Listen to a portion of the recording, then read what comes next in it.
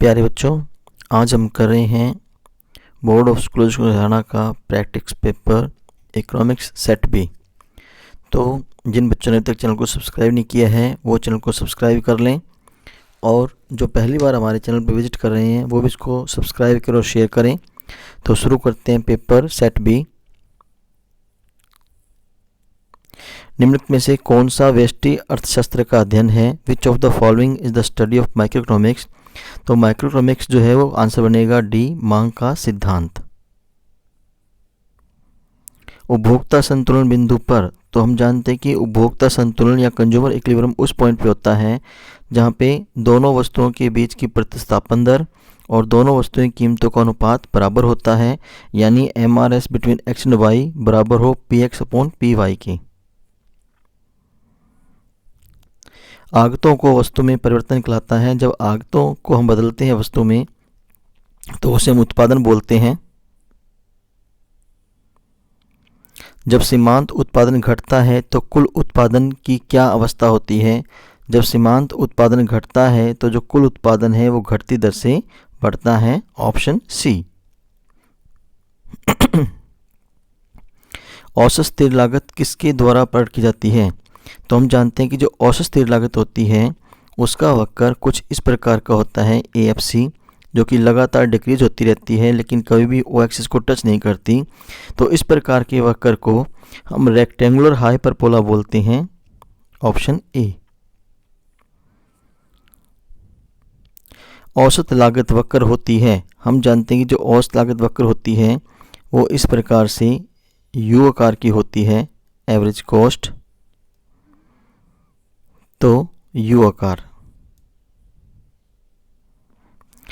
पूर्ति के नियम के अनुसार किसी वस्तु की कीमत और पूर्ति के बीच संबंध होता है, धनात्मक।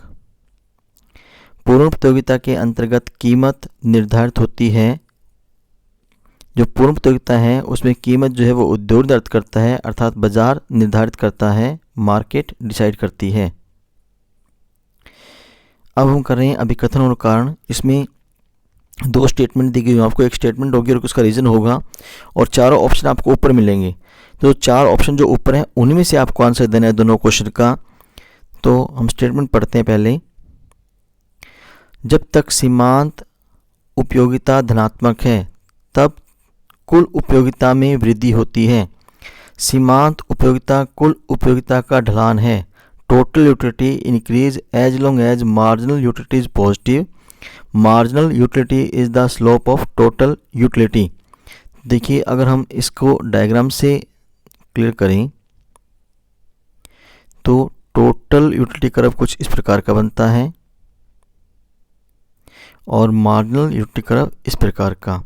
जहाँ ये मैक्सिमम होता है वहाँ ये जीरो होती है, मार्जिनल यूटिलिटी। तो स्टेटमेंट दी गई उसमें कहा गया कि जब तक सीमांत उपयोगिता धनात्मक है, ये सीमांत उपयोगिता यहाँ तक धनात्मक है तो कुल उपयोगिता में वृद्धि होती है। बिल्कुल सही, उपयोगिता में वृद्धि होती है। और सीमांत उपयोगिता कुल उपयोगिता का ढाल है, बिल्कुल सही है।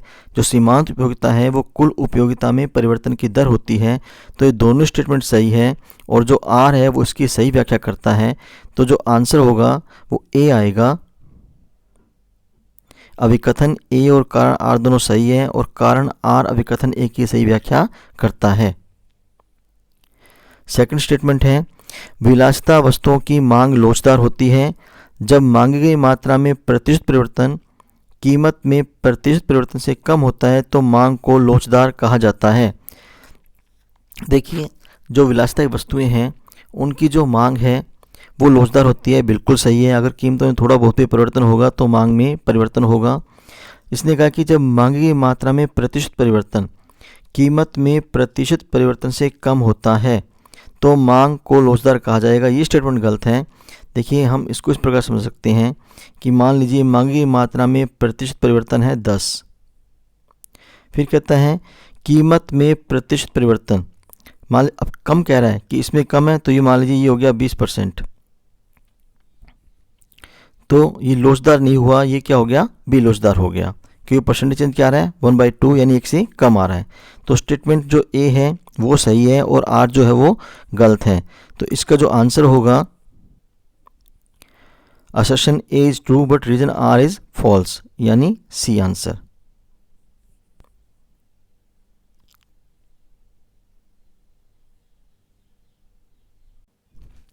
समष्टि अर्थशास्त्र का संबंध है, की लिख रखा है, का संबंध है अर्थव्यवस्था में वस्तुओं और सेवाओं के उत्पादन स्तर से, सामान्य कीमत स्तर से, जीडीपी वृद्धि दर, उपरोक्त सभी। तो हम जानते हैं कि समष्टि अर्थशास्त्र जो मैक्रो इकोनॉमिक्स हैं उसमें जनरल प्राइस लेवल की बात करते हैं, तो सामान्य कीमत स्तर इसका आंसर आएगा बी।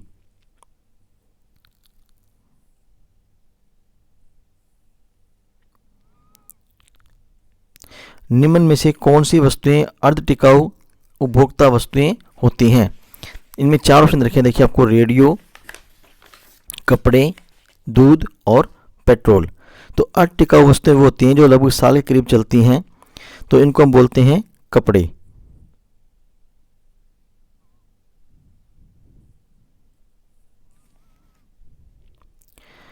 परिवार की आय किस चर का उदाहरण है? तो परिवार की आय जो है वो स्टॉक है, प्रवाह है, ए और बी दोनों है, या इनमें से कोई नहीं है। जब हम एक समय अवधि की बात करते हैं तो उसे हम प्रवाह में लेते हैं, और जब पॉइंट ऑफ टाइम की बात करते हैं तो उसे हम स्टॉक कंसेप्ट कहते हैं। परिवार की आय जो यहाँ पे दे रखी है वो एक पॉइंट ऑफ टाइम पे नहीं दी गई, तो इसे हम प्रवाह मानेंगे, फ्लो कंसेप्ट मानेंगे। साख नियंत्रण से अभिप्राय है साख का संकुचन, साख का विस्तार, साख का संकुचन और विस्तार, मुद्रा का संकुचन और विस्तार। जब हम साख के नियंत्रण की बात करते हैं तो इसमें हम साख का संकुचन लेते हैं। पूर्ति स्वयं अपनी मांग का निर्माण करती है, उत्पन्न करती है, ये स्टेटमेंट है ये जेबी से की दी हुई है। दो क्षेत्रीय बंद अर्थव्यवस्था में यदि उपभोक्ता आय के बराबर औसत बचत प्रवृत्ति, अगर बंद अर्थव्यवस्था की बात करें तो इसमें यदि उपभोग आय के बराबर औसत बचत प्रवृत्ति क्या होगी? शून्य होगी। यदि आय, उपभोग और आय दोनों बराबर है तो औसत प्रवृत्ति क्या हो जाएगी? शून्य हो जाएगी। वह सरकार के लिए संपत्ति बनाता है, आय या पूंजी? तो इसमें आंसर आएगा पूंजी। यदि सीमांत उपभोग प्रवृत्ति MPC बराबर 1 है तो गुणक का मूल्य होगा। यदि MPC 1 हो जाए, अर्थात जितना कमाया जा रहा है सारे खर्च किया जा रहा है, तो जो गुणक है उसका मूल्य अनंत हो जाएगा।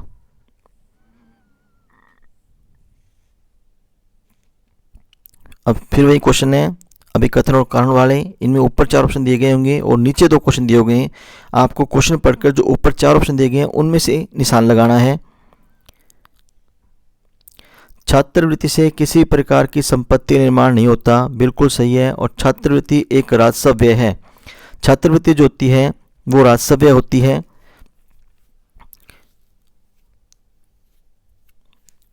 क्योंकि इससे किसी प्रकार की कोई उधारी चुकता नहीं होती, कोई देयता चुकता नहीं होती, और ना ही कोई संपत्ति का निर्माण होता है।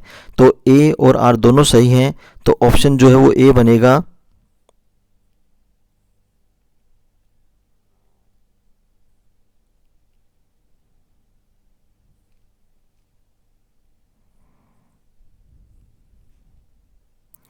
किसी फर्म द्वारा निगम कर का भुगतान राष्ट्रीय आय के अनुमान में शामिल नहीं होता। निगम कर फर्मों को एक हस्तांतरण भुगतान है। ये सही है कि निगम कर राष्ट्रीय आय में शामिल नहीं होता, लेकिन ये हस्तांतरण भुगतान नहीं होता क्योंकि इसके लिए कार्य किया जाता है तब ये कर चुकाया जाता है। तो ए सही है और आर क्या है? गलत है।